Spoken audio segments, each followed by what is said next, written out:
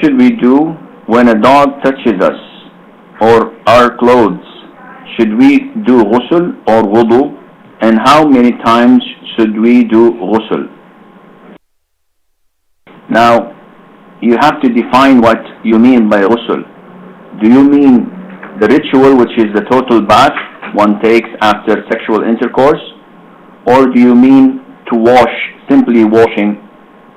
I presume that you mean the first one, which is total bath. And this is a misconception that a lot of the Muslims maybe are ignorant of.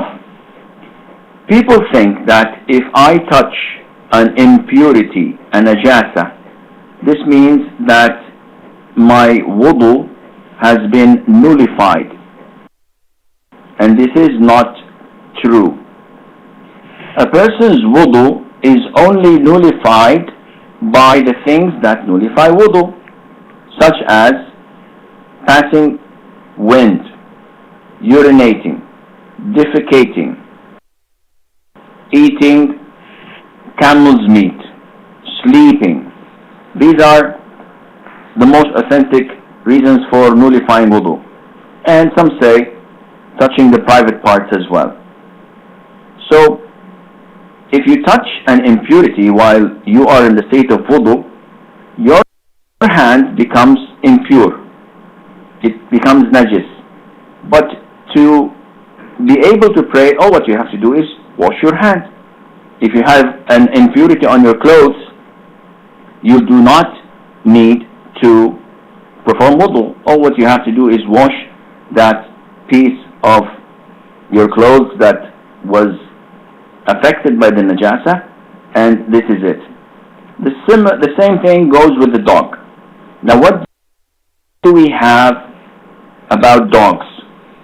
We have a hadith where the Prophet says, alayhi salatu wasalam, if a dog licks into your plate, then you have to wash that plate 7 times, and the first one is by putting soil into it. So you wash the dish with soil, and then you wash it 6 or 7 times with water. Now, the Prophet only said about licking the dog in your plate or in your dish. Therefore, scholars said that only when a dog licks with his saliva or touches an area with his wet mouth or wet nose, this requires that you wash that area, because this is najasa. Therefore, if a dog passes by me and touches me with its body or with its leg, this is okay. There is nothing najis in the dog's body or the dog's legs or the dog's hair.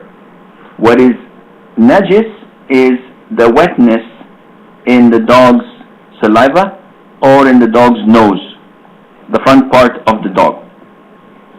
Therefore, if the dog licks your leg, then the area that the dog licked, you should wash it, because this is najis.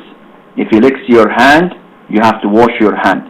But do I have to perform wudu again? The answer is no, and surely you don't have to have a total bath all in all. I hope this answers your question.